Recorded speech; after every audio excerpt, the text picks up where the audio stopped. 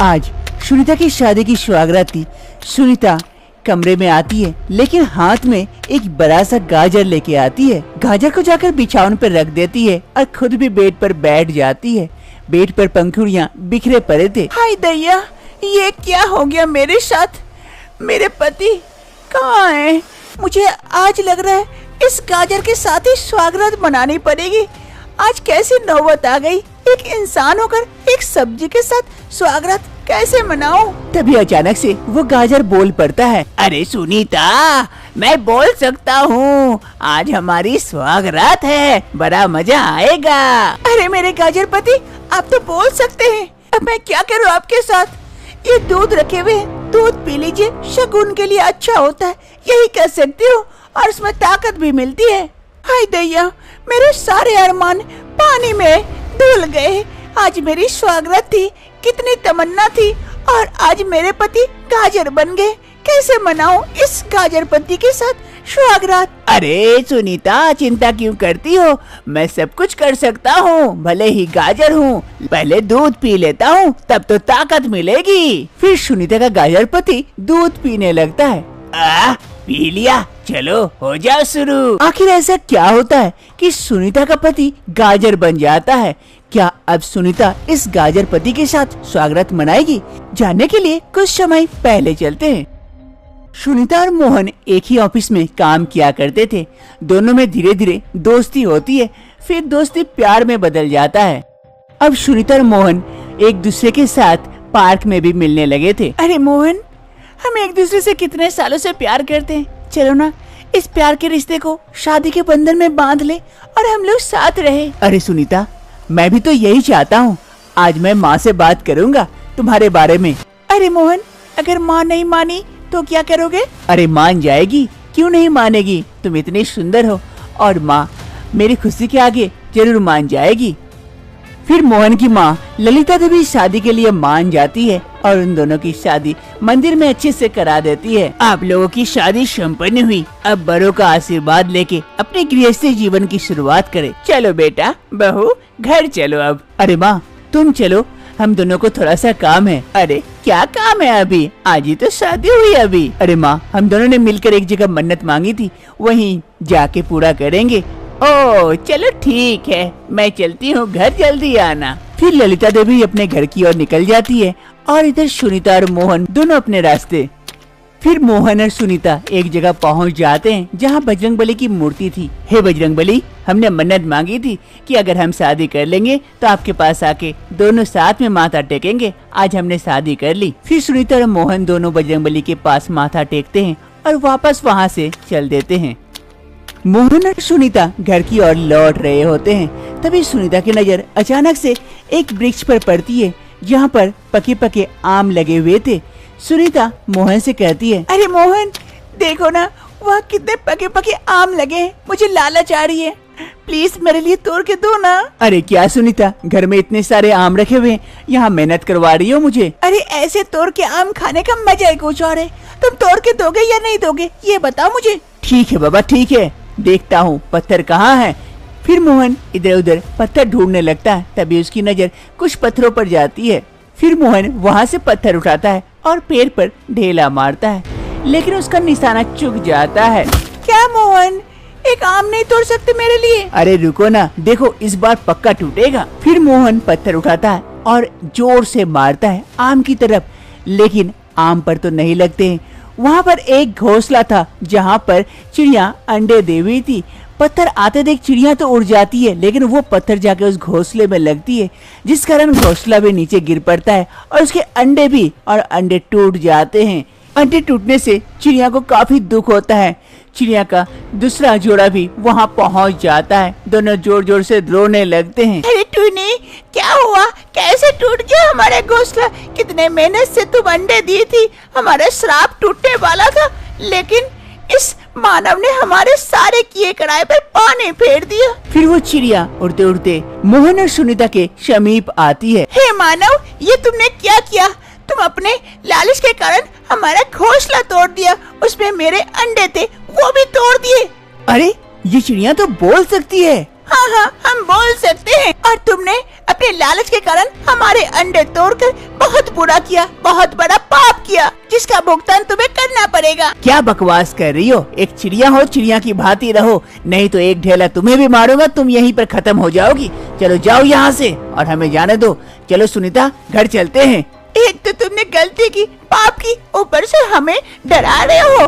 हम एक परी हैं और हमें श्राप मिला था, जब तक हम एक अंडे से बच्चे को जन्म नहीं दे देते तब तक हम वापस परी नहीं हो सकते। लेकिन हमारा श्राप काम करेगा। हे मानव, जिस तरह अब हमें इंतजार करना पड़ेगा दोबारा अंडे देने और उसमें से बच्चे निकलने के लिए, तुम्हें भी इंतजार करने पड़ेगा अब तुम्हारी सुहाग रात के लिए। जा, मैं तुझे श्राप देती हूँ, तू गाजर बन जाएगा और तब तक गाजर बना रहेगा जब तक हमारे बच्चे नहीं हो जाते और हम भी श्राप से मुक्त नहीं हो जाते। क्या बकवास कर रही हो? ये फालतू की बातें कहीं और जाकर करो।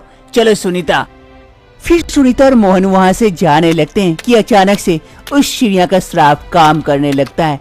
देखते ही देखते मोहन एक गाजर में बदल जाता है। ये देखकर सुनीता काफी आश्चर्यचकित हो जाती है। अरे मोहन, मोहन कहाँ चले गए तुम दिखाई क्यों नहीं दे रहे हो? क्यों गायब हो गए? अरे सुनीता, मैं गायब नहीं हुआ हूँ, नीचे देखो नीचे, मैं गाजर बन गया हूँ। अरे मोहन, तुम गाजर बन गए? कैसे मोहन, कैसे? अब कैसे ठीक होगा?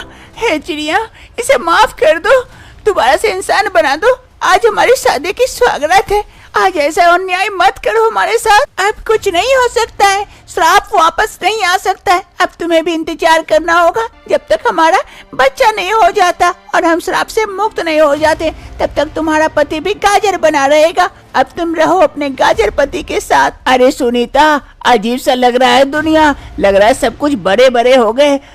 अरे कुछ भी बड़ा नहीं हुआ है, आप छोटे हो गए हो, अब कुछ नहीं हो सकता है। अब आपको ऐसी जिंदगी झेलनी पड़ेगी। चलिए अब घर चलते हैं। फिर सुनीता अपने गाजर पति को अपने साथ लेकर घर की ओर चल देती है।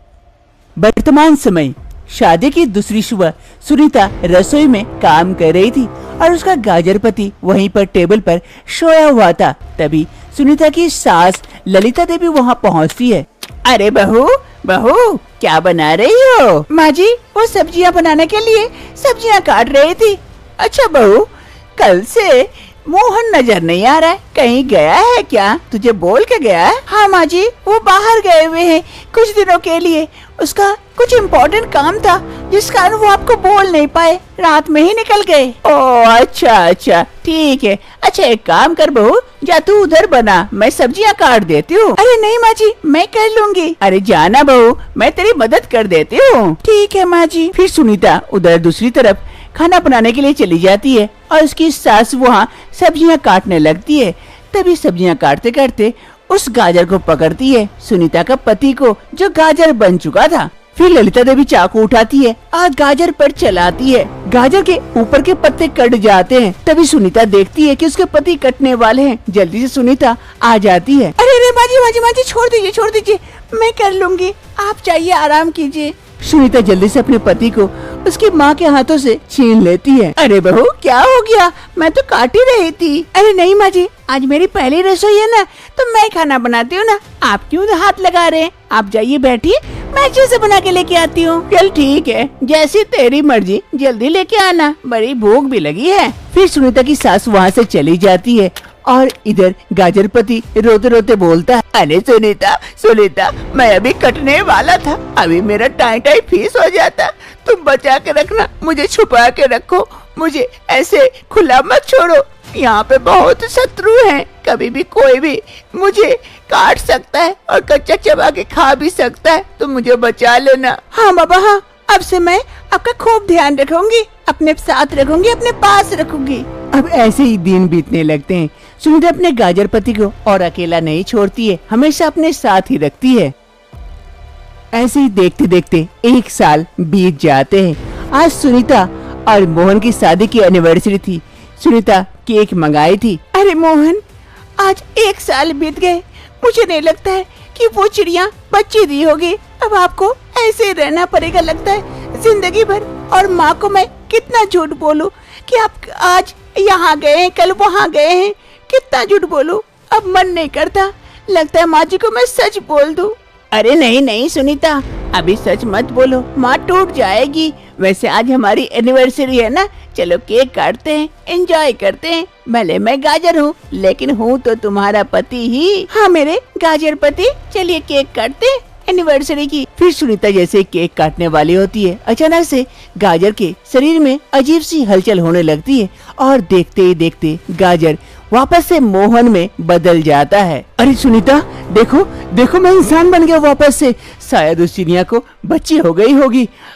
एक छोटी सी गलती की इतनी बड़ी सजा होगी। मुझे माफ कर देना चिड़िया, आगे से मैं ऐसी गलती कभी नहीं करूँगा। चलो सुनीता, इस पल को जाने नहीं देते हैं, जल्दी से केक काटते हैं और इस वक्त को सेलिब्रेट करते हैं। फिर सुनीता और मोहन दोनों केक कटिंग करते हैं और अपनी एनिवर्सरी को हैप्पी बनाते हैं और आगे की जिंदगी खुशी खुशी बिताते हैं। अरे बहू, मैं तो थक गई और नहीं कर पा रही हूँ, बाकी तू कर ले। अरे माँ जी, प्रेग्नेंट तो मैं हूँ, तो आप थक गए? अरे बहू, मैं भी प्रेग्नेंट हूँ ना, इसीलिए ज्यादा काम नहीं कर पाती हूँ। क्या आप प्रेग्नेंट है? अरे हाँ हाँ बहू, तीसरा महीना चल रहा है। अरे माँ जी, आप पागल अगल हो गए क्या? आप प्रेग्नेंट हो गए, समाज वाले क्या कहेंगे? इस उम्र में पोता पोती खिलाने के समय में आप अपने बच्चे को जन्म दे रहे? अरे बहू क्या करूँ, अपने हाथ में तो कुछ भी नहीं है ना। और वैसे भी मुझे एक लड़की का शौक था लेकिन हुआ नहीं। अब शायद ऊपर वाले ने मेरी सुन ली। माँ जी, हम लोग मुँह दिखाने लायक नहीं रहेंगे, दुनिया वाले क्या कहेंगे? सास बहू दोनों एक साथ प्रेग्नेंट हो गई। छी छी माँ जी, ये आपने क्या कर दिया? कुछ महीने पहले की बात है। यह सेठ मोहनदास जो कि आज काफी रोमांटिक हो रहा था। अरे प्यार किया तो डरना क्या, प्यार किया तो डरना क्या, प्यार किया कोई चोरी नहीं की, चुप चुप आहें भरना क्या, प्यार किया तो डरना क्या। अरे कौशल्या, ये देखो मैं तुम्हारे लिए क्या लेके आया हूँ। अरे मोहन जी, ये क्या कर रहे हैं? और ये इस उम्र में लगाने की है क्या? उम्र चली गई और आज आप काफी रोमांटिक हो रहे हैं, क्या बात है? अरे उम्र कहाँ चली गई, जवानी चली गई है, लेकिन प्यार तो बरकरार है। और अपनी बीवी के लिए गजरा लेके आया हूँ, किसी और के लिए थोड़े ना। ये लगाओ ना अपने बालों में, आज भी तुम उतनी ही खूबसूरत लगोगी। अरे मोहन जी, आप भी क्या बच्चों जैसी जीत कर रहे हैं? अरे छोड़ो छोड़ो, मैं ही लगा देता हूँ, पीछे घूमो। फिर मोहनदास अपनी बीबी कौशल्या को गजरा लगाने लगता है। तभी उधर से सारी बातें उसका बेटा करण सुन लेता है। अरे पापा आज भी कितने रोमांटिक हैं।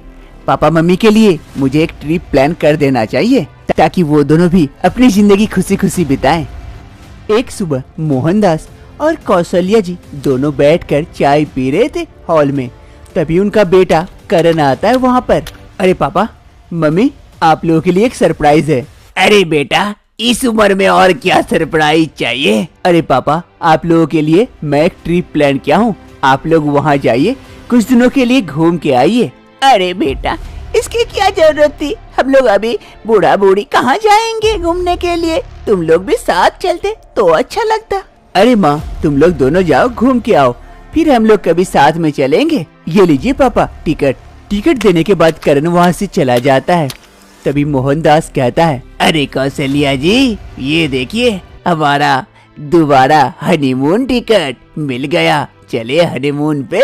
अरे मोहन जी, ये क्या कह रहे? बच्चे सुन लेंगे, आप भी जो मन सो कहते हैं, चुप रहिए। अरे सुनने दो, मैं अपनी बीबी से कह रहा हूँ, पड़ोसी की बीबी से नहीं। हाँ हाँ, आप तो कहीं भी शुरू हो जाते हैं। फिर मोहनदास और कौशल्या देवी अपने ट्रिप के लिए चले जाते हैं, अपने सेकंड हनीमून के लिए। वर्तमान समय शाम का वक्त हो रहा था। करण अपने रूम में बैठा हुआ था।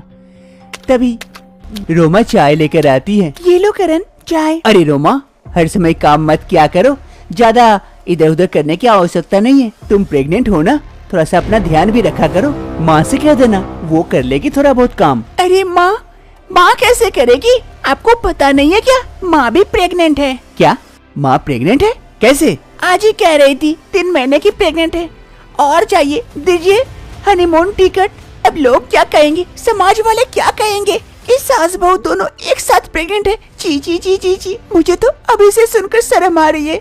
नहीं पता क्या होगा, दुनिया वाले क्या कहेंगे। अरे रोमा चुप हो जाओ, ये तो खुशी की बात है कि हमारे घर दो दो नन्हे नन्हे मुन्ने आने वाले हैं। तुम भी बेकार में पागल जैसा बात कर रही हो, कोई कुछ नहीं कहेंगे। और तुम भी बेकार में ये सब टेंशन करना बंद करो। अब जाओ जाके रेस्ट कर लो, मैं जरा सा होके आता हूँ। करण वहाँ से चला जाता है और इधर रोमा, अरे ये क्या, इसे भी कोई परवाह नहीं है। इसकी माँ प्रेग्नेंट है और मैं भी प्रेग्नेंट हूँ, दुनिया वाले क्या कहेंगे। चीची अब मैं क्या करूँ, इन्हें भी समझा के समझ नहीं पा रहे। लगता है माँ जी से बात करनी होगी मुझे, माँ जी को कहना पड़ेगा एबॉर्शन के लिए। दूसरी सुबह रसोई में सास कौशल्या थी, तभी वहाँ पर रोमा आती है। माँ जी आपसे कुछ जरूरी बातें करनी है। अरे हाँ बहू, कहो ना क्या बात है। माँ जी आप ये बच्चा गिरा दीजिए, वरना हम दुनिया वालों की नजरों में गिर जाएंगे। अरे बहू ये क्या कह रही हो तुम पागल वगल हो गई हो। मैं ये बच्चा गिरा दूं? मैं कोई बच्चा नहीं गिराने वाले हूँ। मैं तो इसे जन्म दूंगी, मेरा बच्चा है। इतने सालों तक बच्चा नहीं ली थी, अब जब बच्चा पेट में आ गया है तो मैं इसे खुद जन्म दूंगी। अगर मैं तुमसे कहूँ कि तुम अपना बच्चा गिरा दो, क्या तुम गिराओगी? माँ जी ये क्या कह रहे हैं? हाँ बहू, तुम्हारे लिए जितना तुम्हारा बच्चा जरूरी है उतना मेरे लिए भी है, तो आइंदा से ऐसी बातें मत किया करना। ये कहते हुए सास कौशल्या वहाँ से चली जाती है। अरे अब मैं क्या करूँ, माँ जी भी राजी नहीं है बच्चे गिराने को, और ये बच्चा। धीरे धीरे वक्त बीतता है, सास बहू दोनों 8वें महीने की प्रेग्नेंट होती है। एक रोज कौशल्या देवी अपने कमरे में सोई हुई थी कि अचानक से उसके पेट में दर्द शुरू हो जाता है। अरे मेरे पेट में काफी दर्द होने लगा, कहीं लेबर पेन तो नहीं उठ गया। अरे मोहन जी जल्दी आइए। मोहनदास कौशल्या की आवाज सुन जल्दी जल्दी से वहाँ पहुँचता है। अरे कौशल्या क्या हो गया, इतनी आवाज क्यों कर रही हो? अरे मोहन जी पेट में काफी दर्द हो रहा है, लग रहा है लेबर पेन उठा है, चलिए जल्दी से हॉस्पिटल लेके चलिए। क्या लेबर पेन उठा है? अरे चलो जल्दी लेके चलता हूँ। फिर मोहनदास अपनी बीबी कौशल्या को गोदी उठाता है और लेके जाता है घर से बाहर की ओर। मोहनदास जल्दी जल्दी से कौशल्या को हॉस्पिटल की ओर ले जाने के लिए हॉल से निकलता है, तभी देखता है सामने से करण भी अपनी बीबी रोमा को लेके आ रहा था। मोहनदास अपना बेटा को देख पूछता है, अरे बेटा बहू को कहाँ लेके जा रहे हो? तुम्हारी माँ को तो लेबर पेन उठा है इसलिए हॉस्पिटल लेके जा रहे हैं। अरे पापा रोमा को भी तो लेबर पेन उठा है, चलिए जल्दी चलते हैं हॉस्पिटल। अरे क्या सास बहू को एक साथ होगा बच्चा? चलो बेटा चलो जल्दी चलते हैं हॉस्पिटल। फिर मोहनदास और करण जल्दी जल्दी से हॉस्पिटल की ओर जाते हैं। कौशल्या देवी और रोमा को दोनों को हॉस्पिटल में ऑपरेशन थिएटर में लेके जाया जाता है ऑपरेशन के लिए। और इधर बाहर करण और मोहनदास दोनों बैठे इंतजार कर रहे होते हैं। कुछ समय इंतजार करने के बाद डॉक्टर साहिबा बाहर आती है और कहती है, अरे मुबारक हो, माँ बेटी दोनों को बच्चा हो गया, एक को बेटी तो दूसरे को बेटा। अरे डॉक्टर साहिबा वो लोग तो ठीक है ना? हाँ सभी कोई ठीक है, आप लोग कुछ देर बाद मिल सकते हैं, जब जनरल वार्ड में दिया जाएगा तब वहाँ मिल लीजिएगा। ठीक है डॉक्टर साहिबा, हम लोग इंतजार करते हैं। कौशल्या देवी और रोमा दोनों को जनरल वार्ड में शिफ्ट कर दिया गया था। करण और उसके पिता मोहनदास दोनों मिलने के लिए गए हुए थे। मोहनदास काफी खुश था इस बच्चे से। अरे कौशल्या तुम कहती थी ना एक बेटी होने से अच्छा होता, लो भगवान ने सुन ली और हमें एक बेटी भी दे दिए। अरे बेटा करण देख तेरी माँ को बेटी हुआ है, मतलब तुझे बहन हुई है। हाँ पापा मैं तो काफी खुश हुआ, और इधर आपको पोता भी हुआ है। सास बहू दोनों को बच्चा होता है। सास को जहाँ बेटी का शौक था उसे बेटी होता है, वहीं बहू रोमा को बेटा होता है। परिवार में सभी कोई खुश थे सिवाय रोमा के कि दुनिया वाले क्या कहेंगे कि उसकी सास को भी उसके साथ बच्चा हुआ है। आप लोगों को क्या लगता है, हमें दुनिया वालों की परवाह करनी चाहिए या अपनी खुशियों पर ध्यान देना चाहिए?